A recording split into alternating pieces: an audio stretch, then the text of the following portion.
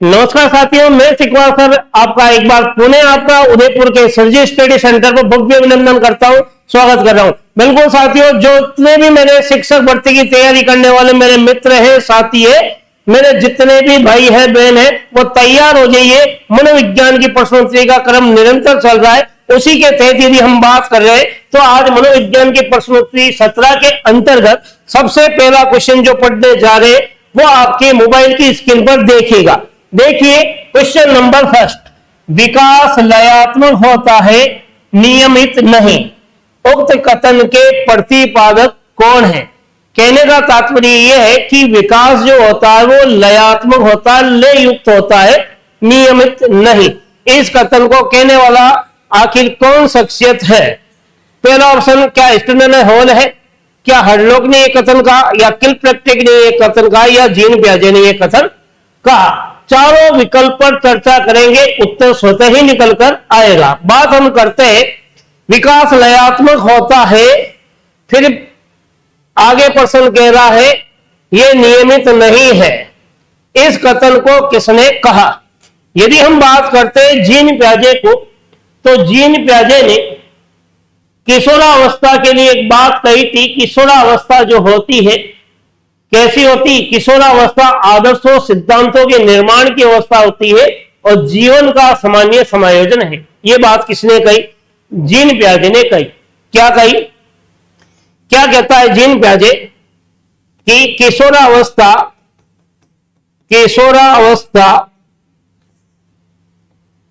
आदर्श वे सिद्धांतों के निर्माण की अवस्था है तथा जीवन का सामान्य समायोजन है। जीवन का सामान्य क्या है?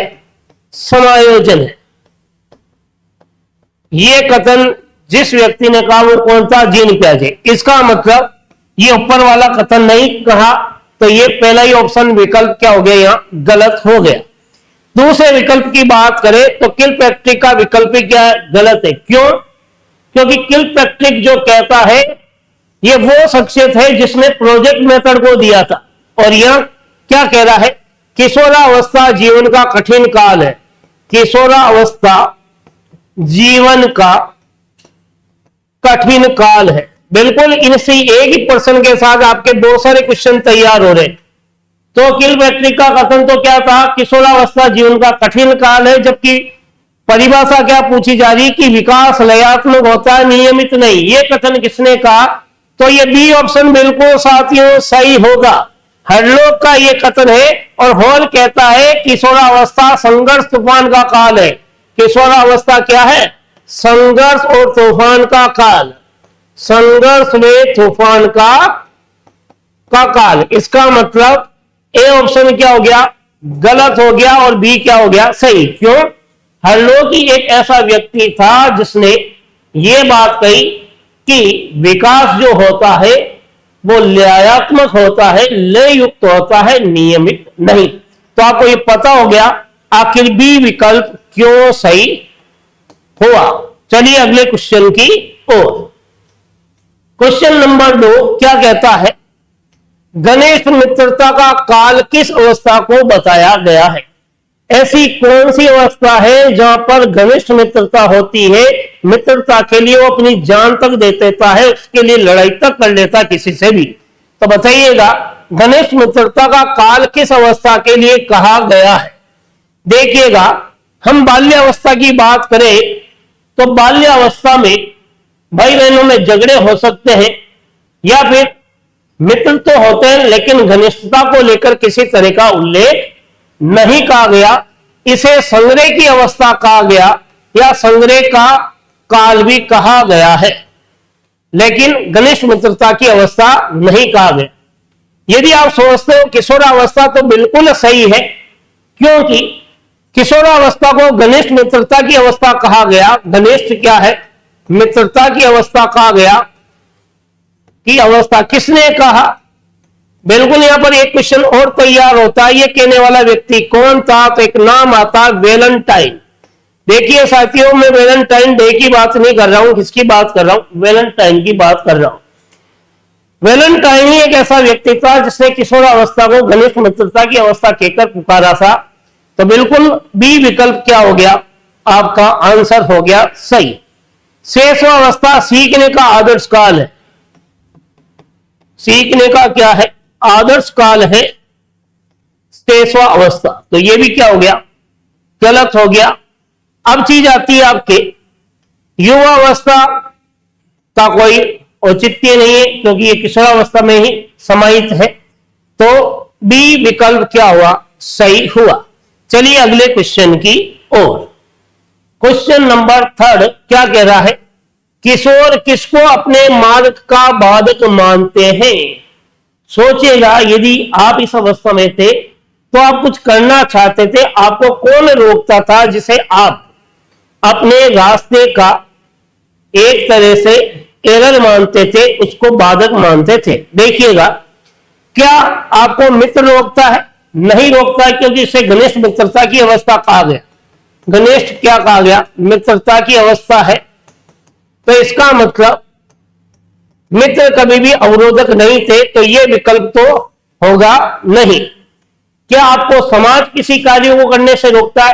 समाज में रहकर तो आप क्या करते हो? समन्वित होते हो, वो रोकता नहीं है। इसका मतलब ये कारक भी नहीं होगा। ये समन्वित होकर बात कहता है। तो फिर आपको रोकने का कारक क्या विद्यालय है? विद्यालय में रहकर आप बहुत कुछ सीखने का कार्य करते हो। क्या करते हो? सीखने का कार्य करते हो। इसका मतलब आपके जो भी बड़े बुजुर्ग वगैरह थे, आपको ये कहते थे ये पेन ये ना पेन, आपको घूमने जाते बेटा जल्दी आना, इस तरह से आपको टोका टोकी पसंद नहीं थी। तो किशोर क्या करता है?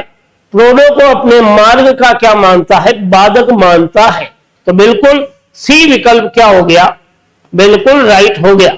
अगला क्वेश्चन, क्वेश्चन नंबर 4 बहुत ही जबरदस्त है साथियों और बहुत ही मार्मिक है। देखिएगा क्वेश्चन नंबर 4, किसने यह कहा है कि पहले हम अपनी आदतों का निर्माण करते हैं और फिर हम आदतें हमारा निर्माण करती? ऐसा कौन सा व्यक्ति है जिसने यह कथन कहा, पहले हम आदतों का निर्माण करते हैं फिर आदतें हमारा निर्माण करती? कहने का मतलब आपकी भाषा में पहले हम लक्षण लेते हैं और लक्षण आने पर अपने आप क्या होता है? हमारा विकास होता। तो कहने का तात्पर्य पहले हम आदतों का निर्माण करते फिर आदतें हमारा निर्माण करती, इस कथन को किसने कहा? देखिएगा, फर्स्ट ऑप्शन में यदि आप मानते हो तो ये बिल्कुल आपकी मूर्खता होगी। ये कथन नहीं है न्यूमैन का, क्योंकि न्यूमैन ने क्या कहा? 5 वर्ष की अवस्था, क्या कहा? 5 वर्ष की अवस्था मस्तिष्क के लिए, किसके लिए? मस्तिष्क के लिए ग्रहणशीलता की अवस्था है। ग्रहणशीलता की अवस्था है। यह बात किसने कही थी? न्यूमैन ने कही। तो पहला विकल्प क्या हो गया? गलत। तो बताइए आदतों को लेकर किसने कहा? क्या रॉस ने कहा? नहीं कहा साथियों, क्योंकि रॉस जो बात कहता है वो क्या कहता है? बाल्यावस्था तो मिथ्या परिपक्वता का काल है। क्या कहता है? बाल्यावस्था मिथ्या परिपक्वता का काल है। मिथ्या परिपक्वता का काल। इसके अलावा रोस ने किशोरावस्था को शैशवावस्था की पुनरावृत्ति से भी संबोधित कर दिया था। क्रो एंड क्रो की यदि बात करते हो तो यह विकल्प भी क्या हो गया? गलत हो गया। क्यों? क्रो एंड क्रो ने तो 20वीं शताब्दी को बालकों की शताब्दी का, इसके अलावा आदत ज्ञान अभिवृत्तियों का अर्जन अधिगम का, ये 2 कथन कहे। शिक्षा मनोविज्ञान के लिए भी क्रो एंड क्रो ने कहा व्यक्ति के जन्म से लेकर वृद्धावस्था तक के सीखने के अनुभव का वर्णन करना शिक्षा मनोविज्ञान है। तो क्रो एंड क्रो ने तो 3 कथन कहे, इन 3 कथनों में से एक भी आदतों को लेकर कथन नहीं कहा, इसलिए विकल्प नहीं है। तो विकल्प कौन सा हो गया? विकल्प डी सही हो गया, क्योंकि हाइड्रे नाम का एक व्यक्ति था, हाइड्रे, जिसको हाइड्रेन भी कहते हैं। इसी व्यक्ति ने एक बात कही थी, पहले हम आदतों का निर्माण करते हैं फिर आदतें हमारा निर्माण करती है। चलिए अगले क्वेश्चन की ओर। क्वेश्चन नंबर 5 क्या कहता है? अधिगम का प्रतिस्थापन सिद्धांत किसने दिया? देखो साथियों, यदि आप लोगों ने अधिगम के सिद्धांतों को गहराई के साथ, तथ्यात्मकता के साथ, व्याख्या के साथ, तल्लीनता के साथ यदि आपने पढ़ा है तो इस प्रश्न का आप उत्तर दे सकते हो। बिल्कुल आपको मानक प्रश्नों की श्रृंखला केवल उदयपुर के सिरजी स्टडी सेंटर पर ही उपलब्ध है मनोविज्ञान में। देखिए, अधिगम के प्रतिस्थापन के सिद्धांत को लेकर मैं बात कह रहा हूं, ये किसने दिया था? यदि आप सोचते हो टोलमैन, तो ये विकल्प बिल्कुल बिल्कुल गलत है। क्या है? क्योंकि टोलमैन ने जो सिद्धांत दिया था वो आपके चिन्ह का सिद्धांत दिया था, संकेत का सिद्धांत दिया था, इसके अलावा प्रतीक का सिद्धांत दिया था। ये किसका है? टोलमैन का। तो यहां पर तो पूछ रहा है अधिगम का प्रतिस्थापन सिद्धांत की बात हो रही। यदि आप ये मानते हो कि जॉन डीवी ने दिया तो ये तो बिल्कुल ही मूर्खता होगी, क्योंकि जॉन डीवी शिक्षा शास्त्री रहा है, वो भी दार्शनिक विचारधारा से समाहित होकर। इसने शिक्षा को त्रिमुखी प्रक्रिया का, शिक्षा को क्या माना? त्रिमुखी प्रक्रिया का। अधिगम के सिद्धांत को लेकर कोई भी बात नहीं की। यदि आप ये सोचते हो वाइकोतोस्की, तो ये भी ऑप्शन क्या हो गया? गलत हो गया, क्योंकि वाइकोतोस्की जो था निर्मितवादी विचारधारा को महत्व देता है और सामाजिक अधिगम के सिद्धांतों को लेकर भी बात कहता है। तो आपके सामने विकल्प क्या बचा? केवल गुथरी बचा, और इस गुथरी का पूरा नाम था एडविन गुथरी। क्या नाम था साथियों? एडविन गुथरी। ये वो व्यक्ति था जिसने प्रयोग के लिए लगभग जो बिल्ली को रखा और इसी बिल्ली की 800 फोटोओं का अवलोकन किया और फिर इस बात को कहा यदि बालकों को सिखाना है तो उद्दीपक और अनुक्रिया के बीच में समीपता होनी चाहिए। इसी समीपता के सिद्धांत का एक नाम क्या है? प्रतिस्थापन का सिद्धांत भी है। तो बिल्कुल आप समझ गए होंगे आखिर बी विकल्प क्यों सही हुआ। चलते हैं अगले क्वेश्चन की ओर। देखिए, अगला क्वेश्चन आपकी मोबाइल की स्क्रीन पर। रेखीय अभिकर्मित अनुदेशन का प्रतिपादन किसने किया? बात क्या हो रही है? रेखीय अभिकर्मित अनुदेशन। पहले तो यह सोचिएगा आखिर अभिकर्मित अनुदेशन होता क्या है? क्या बात कह रहा हूं? अभिकर्मित अनुदेशन को लेकर बात कह रहा हूं। अभिकर्मित अनुदेशन, देखिए, क्रमबद्ध जो अनुदेशन होता है, निर्देशन होता है, जहां पर शिक्षक केवल दिशा निर्देश देता है, कंप्यूटर भी आपको दिशा निर्देश देता है और उस दिशा निर्देश के आधार पर एक अधिगम करता क्या करता है? अपना कार्य करता हो, समस्या का समाधान करता हो, सीख लेता है। वो क्या कहलाता है? अभिकर्मित अनुदेशन कहलाता है। यह अभिकर्मित अनुदेशन की विचारधारा अमेरिका में चली थी। अभिकर्मित अनुदेशन दो प्रकार के होते हैं।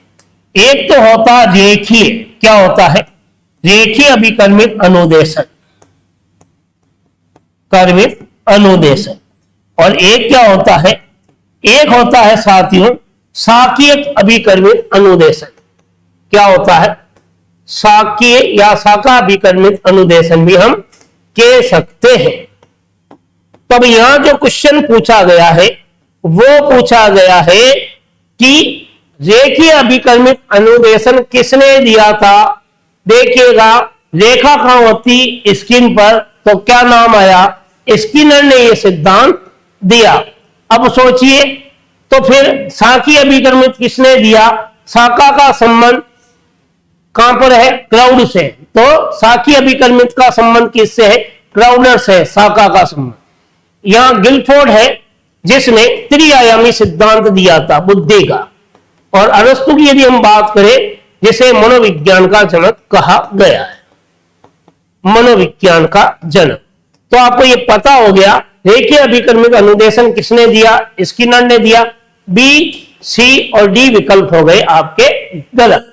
चलते हैं अगले क्वेश्चन की ओर। Question number 7।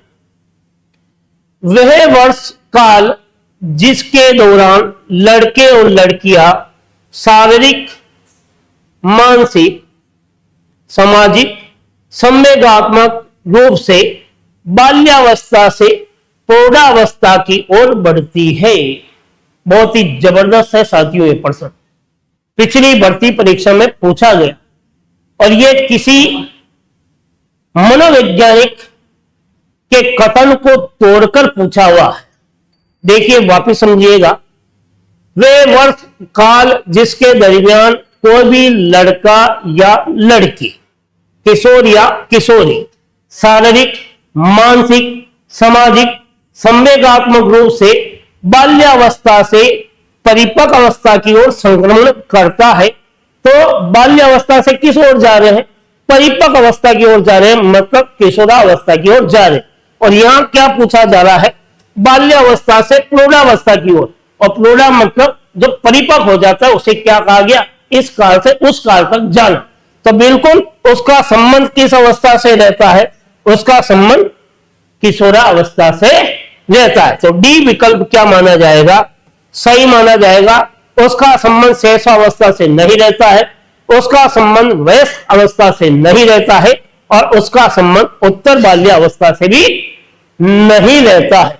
बिल्कुल इस कथन को तोड़कर पूछा गया। हालांकि ये जो कथन है ये जर्सिल्ड महोदय का है कथन, जो कि फर्स्ट ग्रेड में पूछा गया। यदि कोई विचारशील व्यक्ति बाल्यावस्था से परिपक्व अवस्था की ओर संक्रमण करता है तो इस कथन के प्रतिपादक कौन है? जर्सिल्ड है। तो बिल्कुल इस कथन को तोड़ मरोड़कर सवाल के रूप में एग्जाम में पिछली भर्ती परीक्षा में यह पूछा गया। तो जब कोई लड़का या लड़की शारीरिक, मानसिक, सामाजिक, संवेगात्मक रूप से बाल्यावस्था से प्रौढ़ावस्था की ओर बढ़ती है तो इसका संबंध किशोरावस्था से रहता है। तो डी विकल्प क्या हो गया? सही माना गया। चलिए अगले क्वेश्चन की ओर। बहुत ही जबरदस्त क्वेश्चन है। बुद्धि मनुष्य की महान संपदा होती है। जो आपकी आईक्यू है वे किसी भी व्यक्ति की बहुत ही जबरदस्त संपदा होती है, जिसको कोई चुरा नहीं सकता है साथियों। तो सोचिएगा इस कथन को किसने कहा? बात करते हैं जॉन डीवी की। बात करते हैं किसकी? जॉन डीवी की, जिसने यदि देखा जाए तर्क पर एक बात कही थी। क्या कही थी? तर्क को लेकर इसने तार्किक चिंतन को वैचारिक चिंतन कहा। तर्क को लेकर क्या कहा? तर्क क्या है? एक तरह से तर्क वैचारिक चिंतन है। वैचारिक चिंतन है। तो कई बार एग्जाम में पूछा जाता है किस व्यक्ति ने तर्क को वैचारिक चिंतन कहा? तो जॉन डीवी ने कहा। तो यह मनुष्य की बुद्धि को लेकर इसने कोई कथन नहीं कहा। कोलर की यदि बात करते हैं तो कोलर ने सूझ के सिद्धांत को लेकर बातें कही। सूझ का सिद्धांत, जिसे आकस्मिक सोच का प्रतीक कहा गया। आकस्मिक सोच का प्रतीक कहा गया। बिल्कुल ये किससे संबंधित है? सूझ से। तो ये विकल्प ही क्या है? नहीं है। गार्टन जो हो, गार्टन जो शख्सियत है साथियों, इसने मानसिक परीक्षण को लेकर बात कही। गार्टन ने किसको लेकर? मानसिक परीक्षण को लेकर।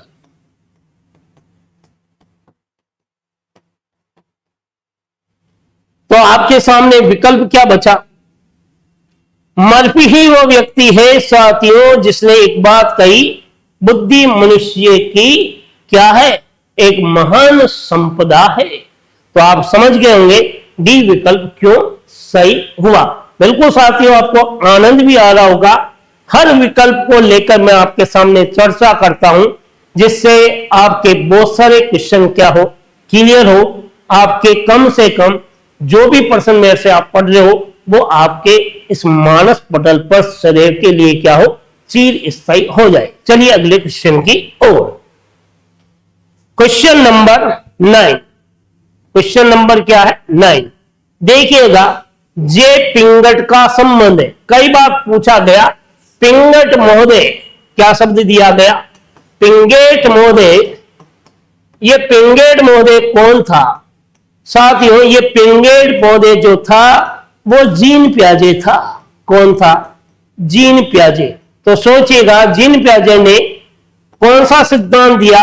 संज्ञानात्मक विकास का सिद्धांत दिया था। किसने दिया? जीन पियाजे ने। और उसमें किसका उल्लेख किया?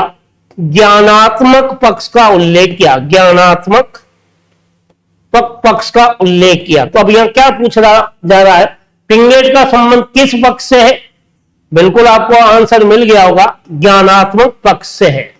इसका मतलब भावात्मक, क्रियात्मक और व्यवहार, इनसे जीन पियाजे यानी पिंगट का संबंध नहीं है। चलिए अगले क्वेश्चन की ओर। क्वेश्चन नंबर 10, निम्न में से कौन व्यक्तित्व के बुरे प्रबंधन के लिए जिम्मेदार है? बहुत ही जबरदस्त है। ऐसा व्यक्तित्व का कौन सा पक्ष है, कौन सा तत्व है जो किसी भी व्यक्ति को हानि पहुंचाने को लेकर बात करता है, जिसमें सांसारिक सुखों की बात होती है, जिसमें भौतिकवाद को महत्व दिया जाता है, जिसमें इच्छाओं की जननी को महत्व दिया जाता है। बहुत सारी चीज बता रहा हूं मैं, आप उत्तर तक पहुंच जाओगे। देखिए, निम्न में से कौन व्यक्तित्व बुरे प्रबंधन के लिए जिम्मेदार है? देखिएगा, सुपर इको नैतिकता की बात करता है। किसकी बात करता है? नैतिकता की। और दिव्य सिद्धांतों की बात करता है। और यदि हम बात करें तो आदर्श की बात करता है और गुणों की बात करता है। तो अब आप सोच लिए होंगे, पहला ऑप्शन तो क्या हो गया? गलत हो गया। अहम की यदि बात करते हो तो यह वास्तविकता की बात करता है, वास्तविकता की। इसके अलावा यथार्थ को महत्व देता है, यथार्थ को महत्व। तो यह विकल्प भी क्या हो गया? गलत। ईड की बात करते हो तो यह सदैव खुद के लाभ की बात करता है। जब खुद का लाभ करेगा तो दूसरों का क्या करेगा? हानि करेगा। इसलिए इसे क्या कहा गया? इच्छाओं की जननी कहा गया है। भौतिकवाद को महत्व देता है, भौतिकवाद को महत्व, और बुराई का प्रबंधन अपने भले के लिए दूसरों का क्या कर देता है? बुरा भी कर देता है। तो बिल्कुल विकल्प क्या हो गया? सी बिल्कुल सही हो गया। उपयुक्त सभी होगा नहीं, सी बिल्कुल क्या हो गया? सही। बिल्कुल ये मनोविश्लेषण सिद्धांत से पूछा हुआ सवाल है। मनोविश्लेषण सिद्धांत जो कि सिगमंड फ्राइड ने दिया, और अपने सिद्धांत को समझाने के लिए इन्होंने दो प्रत्यय बताए, एक मन बताया, दूसरा इदम अहम और परम अहम। तो दूसरा जो तत्व था उस पर आधारित यह सवाल पूछा गया। चलिए मेरे साथ अगले क्वेश्चन की ओर। क्वेश्चन नंबर 11, निम्नलिखित में से कौन सी रक्षा युक्ति नहीं है? निम्नलिखित में से कौन सी रक्षा युक्ति नहीं है? बिल्कुल आपने समायोजन की यदि रक्षा युक्ति पढ़ी है तो आप उत्तर दे सकते हो। देखते हैं, क्या सतीपूर्ति, तदात्म्य, औचित्य स्थापन या साहचर्य? देखिएगा, समायोजन की रक्षा युक्ति की बात हो रही है। समायोजन की रक्षा युक्ति की बात हो रही है, रक्षा युक्ति की। तो समायोजन की रक्षा युक्ति को 4 भागों में बांटा गया है साथियों। कौन कौन से? एक तो हो गया प्रत्यक्ष पद्धति, दूसरी हो गई अप्रत्यक्ष पद्धति, तीसरी हो गई सती पूर्ति, और चौथी हो गई आक्रमणकारी। आक्रमणकारी। देखिएगा, उत्तर आपके सामने निकलकर आने वाला है। प्रत्यक्ष पद्धति में क्या होता है? 4 बातें। सबसे पहले बाधाओं को दूर करना। बाधाओं को क्या करोगे? दूर। फिर जब दूर नहीं होगी तो अन्य मार्गों की क्या करोगे? खोज करोगे। उससे भी काम नहीं चलेगा तो लक्ष्य का प्रतिस्थापन करोगे, लक्ष्य का प्रतिस्थापन। उसके बाद वो भी नहीं हुआ तो विश्लेषण कर लोगे, यहां तक आप निर्णय ले लोगे साथियों। तो चार विकल्प क्या माना गया, यहां पर चार पद्धति है प्रत्यक्ष को लेकर। फिर हम बात करते हैं इस अप्रत्यक्ष पद्धति को, तो अप्रत्यक्ष पद्धति में भी कम से कम 10 पद्धतियां आती है। देखिएगा, अप्रत्यक्ष की यदि बात करें तो इसमें एक आता दमन, एक आता समन, एक आता है तादात्म्यकरण, एक आता है औचित्य स्थापन, फिर यदि देखते हैं प्रतिगमन, और यदि देखते हैं विस्थापन, और यदि हम देखते हैं शोधन। तो इस तरह की बहुत सारी पद्धतियां आप देखिए, विकल्प कोई मिल रहा है, लक्ष्य युक्ति बिल्कुल, क्षतिपूर्ति है, तादात्म्य भी है और औचित्य स्थापन है। तो नहीं है तो क्या है, सहचर्य विधि नहीं है। और यहां सवाल भी क्या पूछा गया कि कौन सी रक्षा युक्ति नहीं है। तो ये जो साहचर्य है ये आपके व्यक्तित्व मापन की विधि है। किसका, व्यक्तित्व मापन की क्या है साथियों, विधि माना गया है। तो साहचर्य व्यक्तित्व मापन की विधि है, तो ये समायोजन की रक्षा युक्ति नहीं है। तो चलिएगा अगले विकल्प की और अगले क्वेश्चन की ओर। क्वेश्चन नंबर 12, पेन फिर चेंज कर लेते हैं। शाब्दिक व्यवहार कौशल का महत्व है। शाब्दिक व्यवहार जो होता है किस कौशल का महत्व है, क्या वो संवेदनाओं के विकास को लेकर बात हो रही है, क्या साथियों वो प्रत्यक्षण कर्ण को लेकर बात होती है, क्या ऊपर के दोनों विकल्प को लेकर बात हो रही है। शब्दों का ज्ञान तभी होगा जब संपत्तियों का निर्माण होगा। तो आंसर आपके सामने है डी। इसका मतलब शाब्दिक व्यवहार में संवेदनाओं का कोई औचित्य नहीं, प्रत्यक्षीकरण का भी कोई योगदान नहीं है। जब दोनों का नहीं तो यह विकल्प भी क्या हो गया, गलत। तो शाब्दिक व्यवहार के लिए संपत्तियों का निर्माण करना आना चाहिए। चलिए अगले क्वेश्चन की ओर। क्वेश्चन नंबर 13 बहुत ही जबरदस्त है, देखिए क्या कहता है क्वेश्चन नंबर 13। बालकों में अच्छी आदतों के निर्माण हेतु पुरस्कार दिया जाना चाहिए। यह बात किसने कही। यदि बालकों में अच्छी आदतों का निर्माण करना चाहते हो तो उसे पुरस्कार मिलना चाहिए। कई बार आपने दैनिक जीवन में देखा होगा, आपने घर पे देखा होगा, बेटा ऐसा मत कर, अगर ऐसा तू नहीं करेगा, बार बार मुंह में अंगुली मत डाल, तो तुझे आज घुमाने लेके जाऊंगा। तो घुमाना एक तरह से उनको क्या पुरस्कृत करना है, तुझे चॉकलेट दे दूंगा, ये एक तरह से क्या पुरस्कार की प्रणाली। तो इस कथन को किसने कहा, देखिएगा क्रो एंड क्रो ने यह कथन तो नहीं कहा, बानोरा ने सामाजिक अधिगम के बारे में बात कही, सामाजिक अधिगम को लेकर। तो यह भी विकल्प क्या हो गया, गलत हो गया, क्योंकि तो बंडूरा ने लगभग देखा जाए शिक्षा मनोविज्ञान को लेकर चर्चा की है। किसने, क्रो एंड क्रो ने।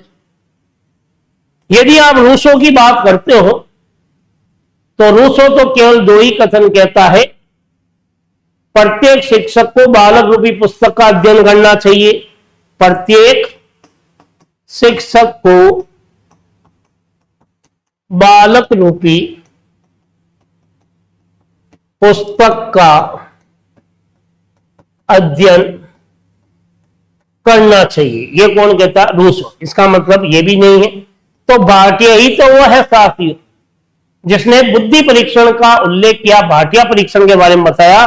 बालकों में अच्छी आदतों के निर्माण हेतु तो हमें क्या करना चाहिए, उसे इनाम और पुरस्कार दिया जाना चाहिए। तो ए विकल्प क्या हो गया, बिल्कुल सही हो गया। चलिए अगले क्वेश्चन की ओर। क्वेश्चन नंबर 14 आपके मोबाइल की स्क्रीन पर शिक्षा के अधिकार अधिनियम 2009 राइट टू एजुकेशन जब ये बना है, जब बना तब सोचिएगा उस समय इसमें कितने अध्याय, कितनी धाराएं और कितने प्रावधान रहे होंगे, तो उस पर ही ये क्वेश्चन पूछा हुआ है। देखिएगा जब ये अधिनियम बना क्या इसमें 5 अध्याय थे? नहीं थे। क्या साथियों इसमें 9 अध्याय थे? नहीं थे। क्या इसमें 10 अध्याय थे जब ये बना? नहीं थे। तो विकल्प क्या हो गया? 7 अध्याय। धाराएं कितनी थी? धाराएं उस समय 38 थी और वर्तमान में क्या हो गया? लगभग 39 वर्तमान में धाराएं हो गई। लेकिन जब यह राजस्थान में लागू किया गया, शिक्षा के अधिकार अधिनियम 2009 को राजस्थान में कब लागू हुआ? 2011 में हुआ। राजस्थान में जब लागू हुआ तब 10 अध्याय थे। कितने अध्याय थे? 10। तो देखिएगा राइट टू एजुकेशन के कुल अध्याय जब बना तब 7 थे। राजस्थान में जब इसकी 38वीं धारा का लाभ लेते हुए राजस्थान में लागू हुआ तब उसमें 10 अध्याय रहे राजस्थान के अंदर। बाकी जब यह अधिनियम बना उसमें 7 अध्याय थे। तो डी विकल्प क्या हो रहा है? बिल्कुल सही माना जा रहा है। चलिए अगले क्वेश्चन की ओर। A mind that found itself पुस्तक के रचनाकार कौन है? क्या गुड है, जीन प्याजे है, वाटसन है या बियर्स है? देखो साथियों, ए माइंड दैट फाउंड इटसेल्फ कहने का मतलब यदि आपका मानसिक स्वास्थ्य अच्छा है तो सब कुछ क्या है? अच्छा है। बिल्कुल, माइंड यानी मानसिकता से है, और फाउंड इटसेल्फ यदि वो स्वस्थ है तो सब कुछ अच्छा है। इस पुस्तक पर एक ऐसा मनोवैज्ञानिक था साथियों जो मानसिक रूप से रोगग्रस्त था। जब वो किसी पागल खाने चिकित्सालय में अपने स्वयं का इलाज करवाया और इलाज कराने के दरमियान उसने जो भी अनुभव किए और उन सभी अनुभवों को इसने अपनी पुस्तक में साझा किया है। और इस पुस्तक को जिस मानसिक रोगी ने लिखी थी उस शख्सियत का नाम है बियर्स। क्या नाम है? बियर्स। अब आप सोच रहे हैं गुड होगा नहीं। गुड ने तो अभिप्रेरणा को लेकर बात कही, जीन प्याजे होगा नहीं, संज्ञानात्मकता को लेकर बात कही, वाटसन होगा नहीं, व्यवहार को लेकर बात कही। तो आप समझ गए होंगे ए माइंड दैट इटसेल्फ नामक पुस्तक के रचनाकार कौन है? बियर्स है, जिन्होंने अपने जीवन में जो वो मानसिक रोगग्रस्त थे उस समय उन्होंने जो जो अनुभव किया उन सभी अनुभवों को इस पुस्तक में इसने क्या किया? साझा किया। इस पुस्तक में इसने लिखा। चलिए अगले क्वेश्चन की ओर। क्वेश्चन नंबर 16, निम्नलिखित में से कौन सा शिक्षण सूत्र नहीं है? पहला तो यह सोचिएगा शिक्षण सूत्र किसे कहते हैं? क्या शिक्षण सूत्र और शिक्षण सिद्धांत एक है? सोचिएगा, बताइए। देखिएगा शिक्षण सूत्र शिक्षण सिद्धांत दोनों अलग है। एक शिक्षक विद्यालय में जाने से पहले जो रणनीति तैयार करता है वो शिक्षण सिद्धांत कहलाता है कि मुझे विद्यालय में जाकर कक्षा में किस तरह से पाठ्यक्रम की विषय वस्तु पढ़ानी है। कक्षा के शिक्षण के दरमियान जिन युक्तियों का प्रयोग करता है उसे शिक्षण सूत्र कहते हैं। तो कौन सा शिक्षण सूत्र नहीं? देखिएगा सबसे पहला है ज्ञात से अज्ञात। क्या शब्द दिया जा रहा है? ज्ञात से अज्ञात। ये तो शिक्षण सूत्र है। यहां क्या पूछ रहा है? नहीं। सरल से कठिन की ओर, यह भी शिक्षण सूत्र है। अंश से पूर्ण शिक्षण सूत्र नहीं होता है, विशिष्ट से सामान्य होता है। क्योंकि पूर्ण से अंश शिक्षण सूत्र होता, पूर्ण से अंश शिक्षण सूत्र अवश्य होता है। और यह किस सिद्धांत पर आधारित है?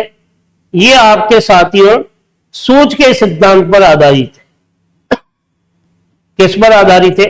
सूझ के सिद्धांत पर आधारित है। तो यहां क्या पूछा जा रहा है कि कौन सा शिक्षण सूत्र नहीं है, तो अन से पूर्ण शिक्षण सूत्र नहीं है, तो सी विकल्प क्या माना जा रहा है, सही माना जा रहा है। बाकी के विकल्प क्या हो रहे हैं, गलत हो रहे हैं। तो ये सी क्या है, बिल्कुल क्या है, सही माना जाएगा पर्सन के अकॉर्डिंग। चलिएगा अगले क्वेश्चन की ओर। बिल्कुल थोड़ा सा पानी भी पी लेते हैं और फिर आपके साथ निरंतर चर्चा करते रहेंगे। ज्ञान विद्यमान है और विश्वसनीय है तथा इस ज्ञान को प्राप्त करना ही अधिगम कहलाता है, ये कथन किस संप्रदाय में कहा गया है।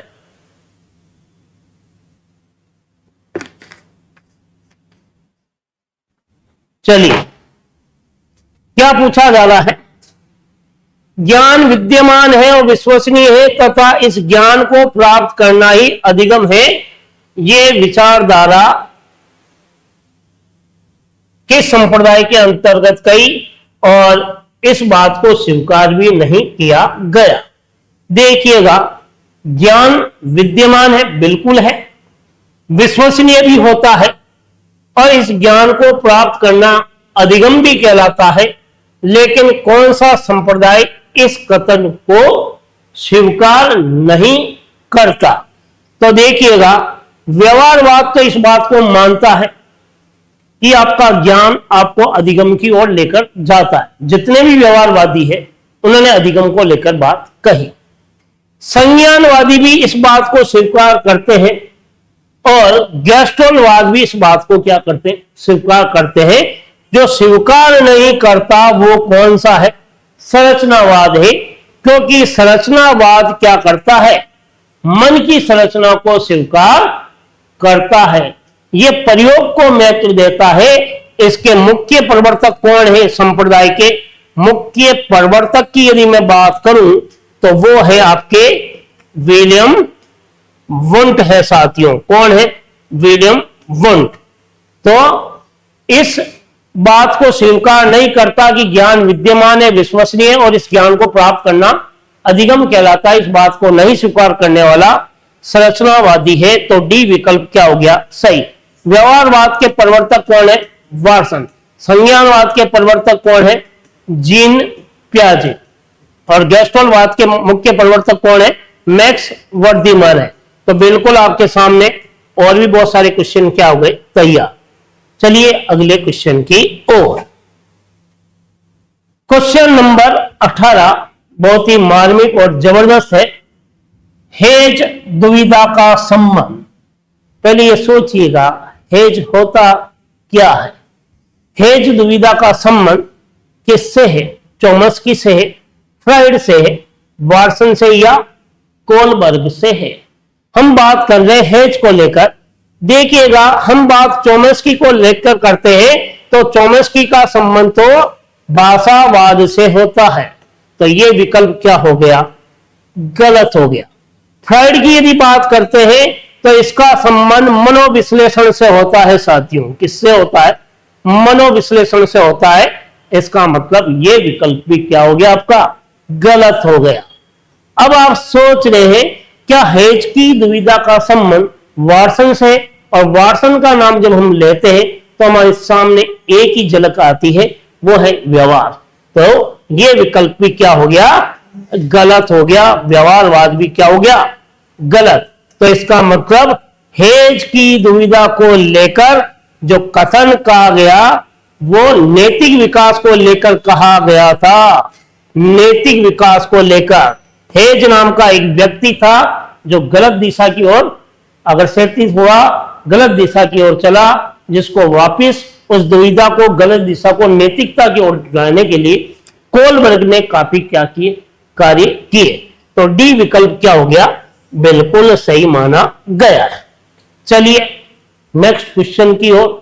क्वेश्चन अब 19वां आपकी मोबाइल की स्क्रीन पर देखिएगा। बात हो रही है ब्रिजेश की संवेग विकास की स्कीम के अनुसार बालकों में ईर्ष्या सर्वप्रथम निम्नलिखित में से किस आयु में प्रकट होती है।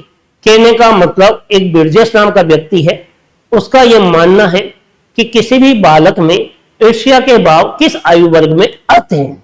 चलिए, क्या 5 साल की अवस्था तो आदर्श काल है, जब सीखने का आदर्श काल है तो ईर्ष्या वगैरह होता ही नहीं, तो ये विकल्प तो क्या हो गया, गलत। तब 5 साल का नहीं है तो 3 साल में तो आएगी नहीं। फिर भी आप सोचते हैं कि किस वर्ष में ईर्ष्या के भाव आते हैं, तो बिल्कुल यहां वर्षों का उल्लेख नहीं है साथियों, यहां तो महीनों का उल्लेख है।